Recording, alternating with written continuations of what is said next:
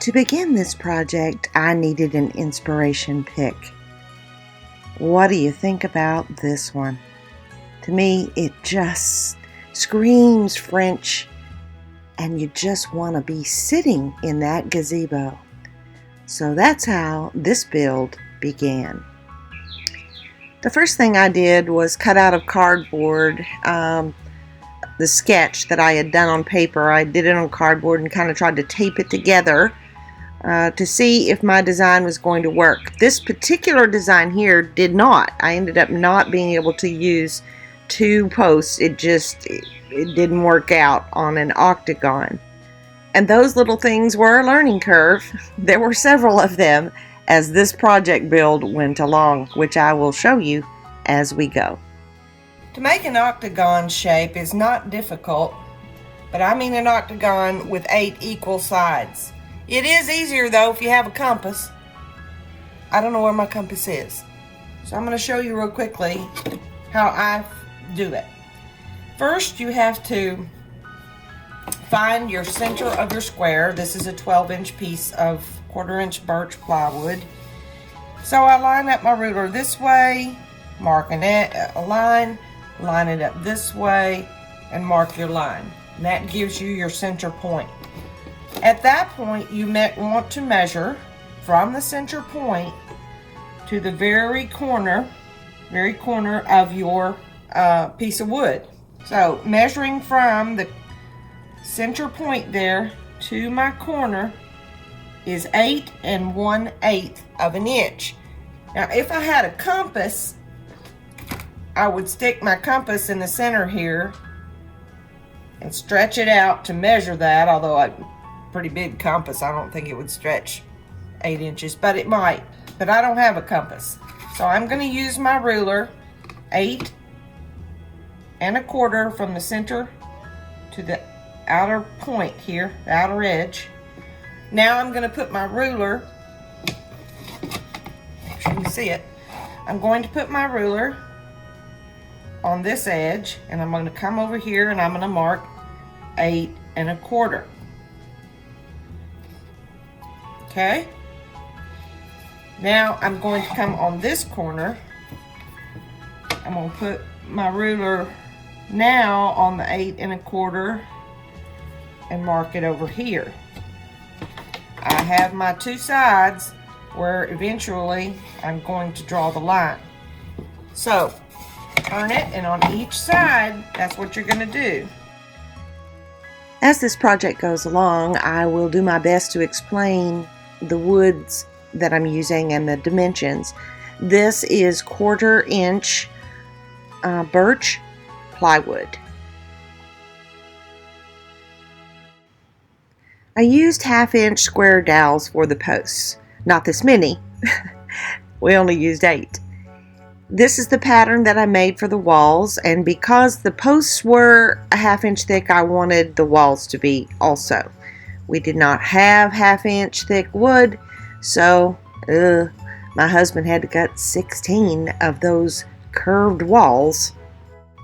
For the top of the posts and to serve as a wall support, I also needed 8 of these pieces cut 1/4-inch thick, and then 8 a tiny bit bigger, 1/8 of an inch thick. The next step, it just involved a lot of gluing using TiteBond Quick and Thick, gluing the two walls together, gluing the little post toppers together, and once all of that was dried, gluing the post toppers to the post. Going back to the base unit now, I wanted the edge of the floor to have a curved piece. Eventually this is going to look like all stone, like limestone. So I needed to add a detail, and I wanted it to be sturdy, so I didn't really want to use clay. So instead I used a 1/4-inch dowel. Took me a while to figure out the angle cuts. It's a 22.5 for a true octagon, and I was just kind of eyeball cutting. It didn't really matter if I had a lot of gaps because the entire thing is going to be covered up with air dry clay. So that's what I'm doing here, is cutting the little pieces and attaching them to all 8 edges of the perimeter of the octagon.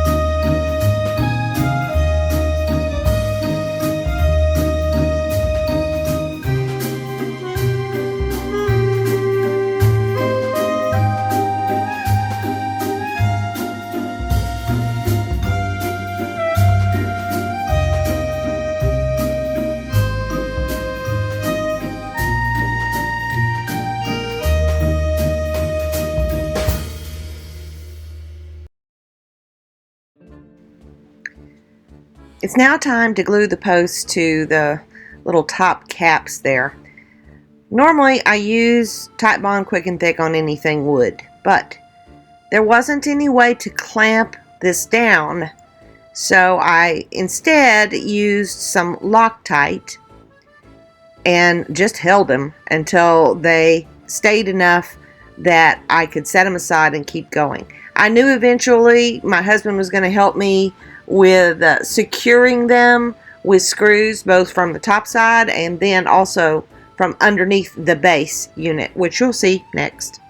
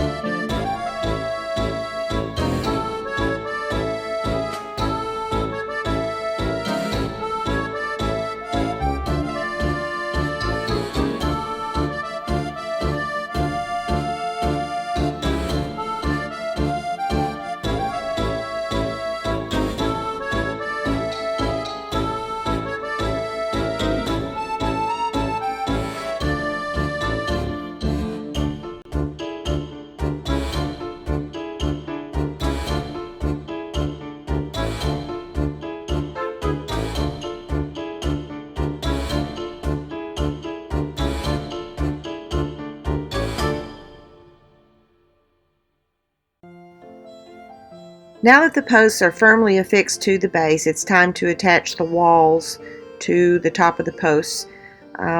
Randy had to cut each wall section 22.5 degrees, miter each side. And as he did that, I was gluing them together using TiteBond Quick and Thick, and then gluing them to the upright parts. This was tricky, and we had to support it kind of as we went so that it would dry and end up being square and straight.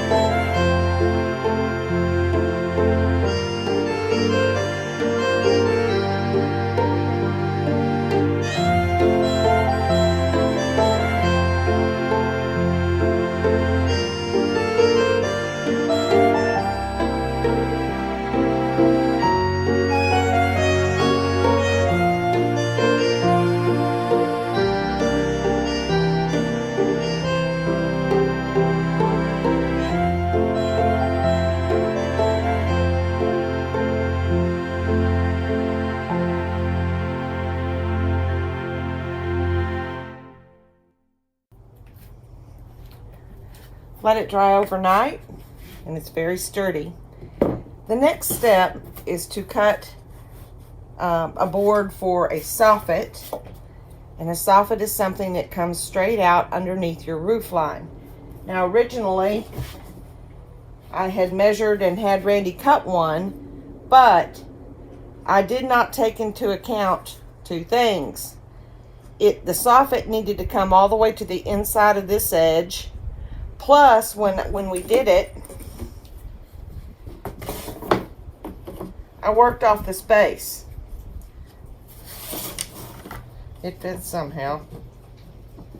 Anyway, I worked off the base. Well, the base is a 1/4 inch wider than this piece, because these are sitting back a 1/4 of an inch. So I'm about 3/4 of an inch too shy. So I've got this space here plus my 1/2 inch. I'm still going to use this piece as extra support, and this is 1/4 inch. What I have here is 1/8 inch. So I'll end up with a thicker soffit, which will look more substantial. But to make it easy,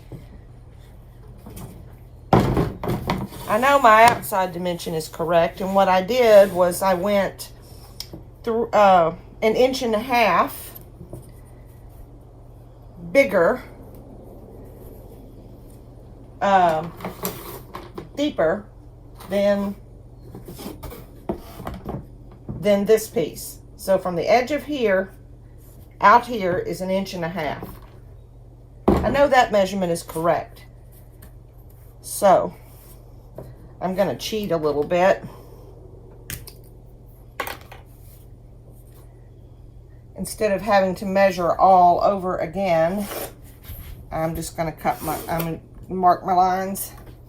And now I'm going to turn this upside down. And now I do have to measure everywhere. I'm even all the way around. So I'm going to take my pen to the inside and mark my lines. The way I'm going to construct the roof, I'm going to have some, whatever you call those, the roof supports coming up, and they're going to butt this piece. But since I'm making this 3/8 inch thick, I need this to be 3/8 inch thick, and right now this is a 1/4 piece, 1/4 inch.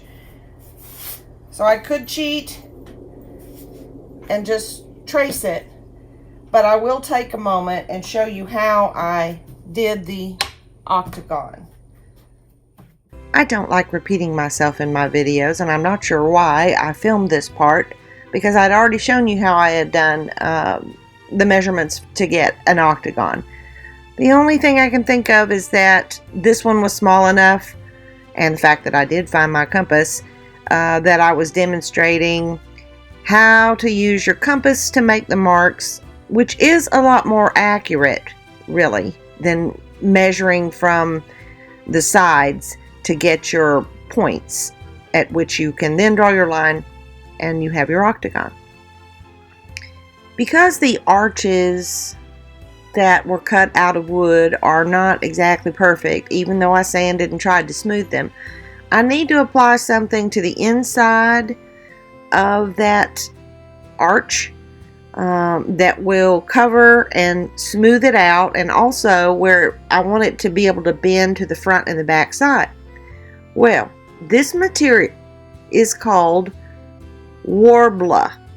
I bought it on Amazon, and I learned about it from a fantastic YouTuber named Lili Giacobino. I will put her name in the description box. She has some excellent videos on making miniatures. She's so super talented.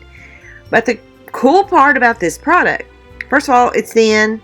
You can cut it with scissors. You can cut it with a razor knife. If you warm it up a little bit, it's even easier to cut. But I am just going to cut strips, and then you use a heat gun to make the product flexible, and then you can just form it around anything. Now, Lili, I noticed in her video, she glues it always to it. But I tell you what, apparently it bonds to wood pretty well, because I couldn't get it off. After it cools, it hardens. So it was definitely bonded to the wood.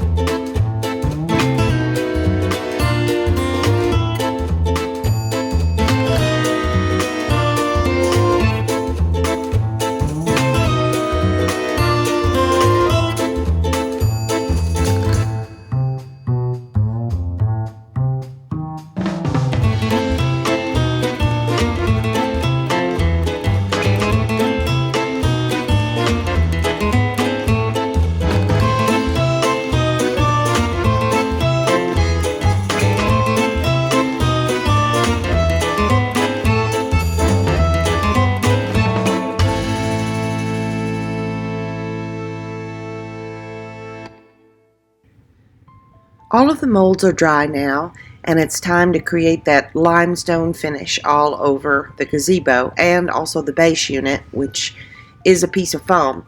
You actually see it there, polystyrene foam, the kind that you use on houses or commercial buildings.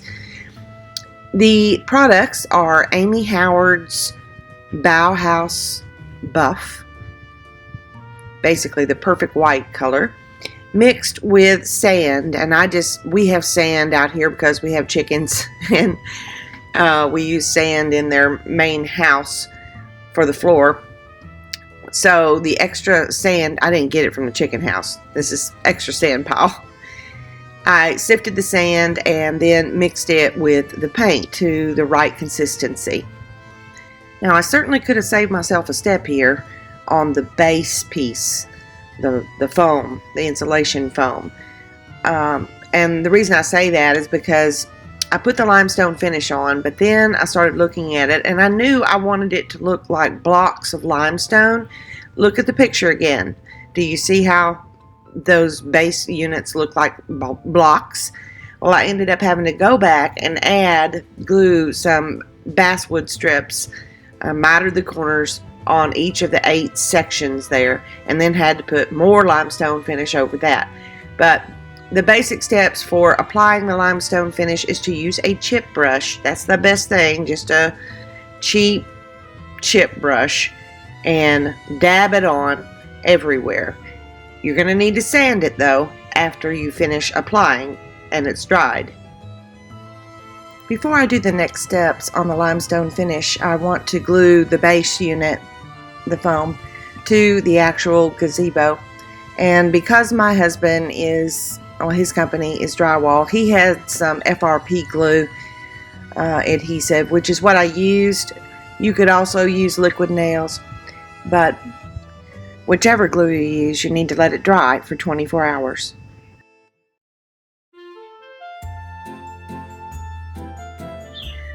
I made a set of stairs out of balsa wood and wanted the bottom step wider and curved on the edges. So I actually did a diagram, used a jumbo popsicle stick on the bottom for the bottom step, added some little pieces of balsa wood, wrapped that entire curved bottom step on the edges in air dry clay, and then topped it off with another popsicle stick. It was also finished with the limestone finish.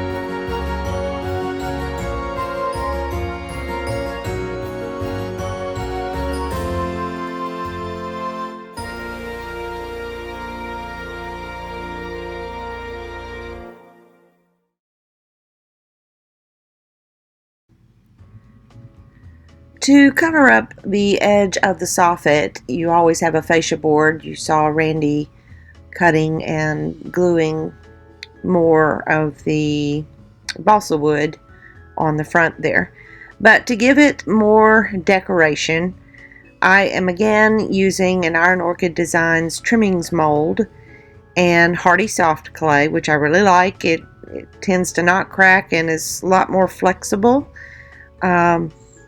But I'm running a long piece of clay, continuing to add clay, running it through the mold, lifting it up, matching it to the beginning of the mold, and repeating. And I'm doing this to help prevent it from cracking and separating. All air dry clay shrinks a little bit, but continuing or having a continuous piece of clay is going to aid in not having it separate after it dries. So I'm running a lot of clay through there, and then I will be gluing that to the top side of the fascia board.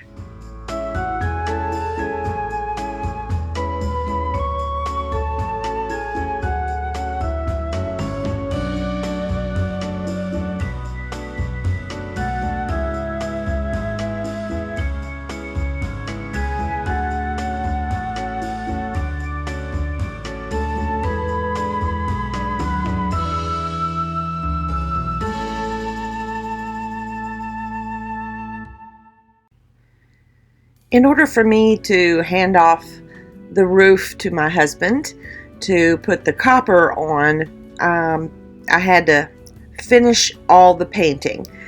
I decided to paint the interior of the cupola there a black because that is where all the wiring for the chandelier light will be housed, and I didn't want any of it to show. Plus there's going to be a little light up in there, and so I painted it black. The white that I chose is the same Amy Howard Dollhouse buff white that goes with the limestone. Let's talk copper for a second. I need to explain this.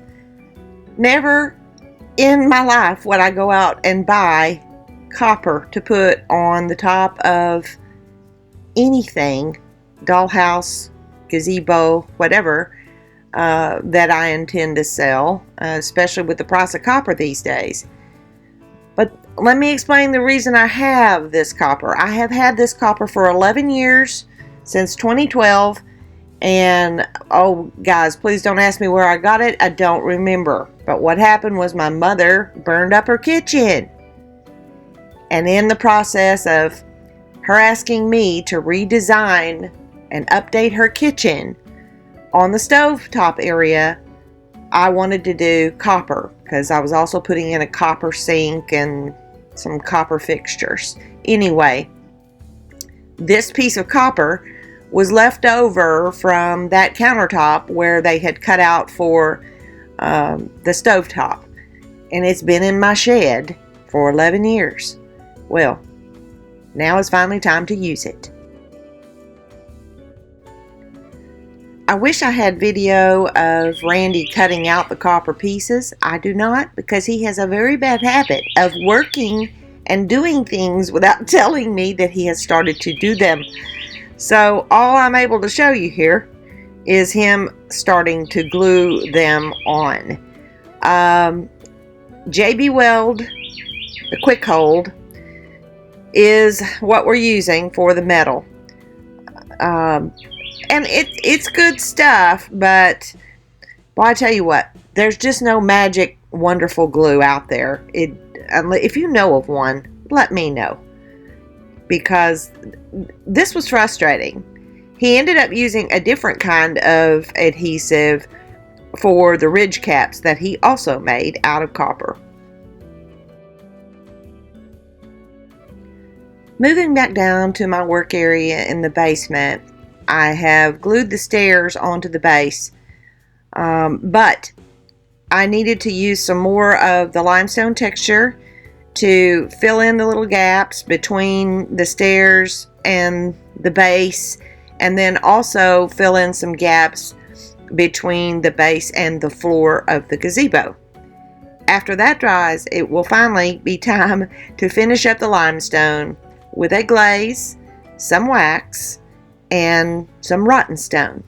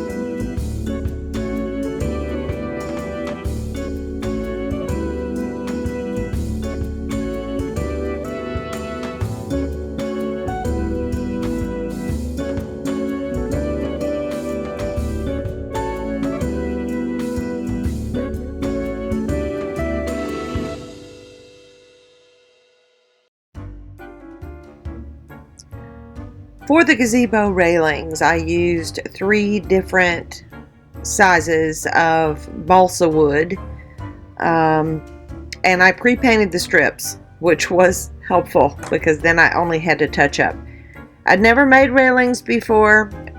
I started by making one, a little prototype, and I fit it into the space as a whole dried piece that you're seeing here.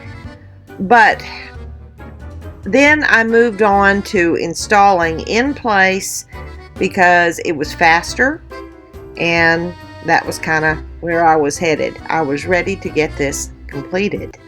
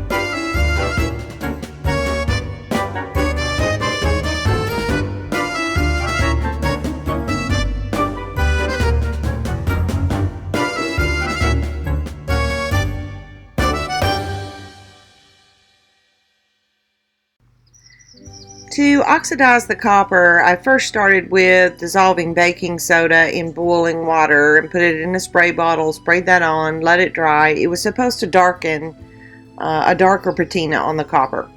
That did not work. In fact, it actually cleaned the copper really well.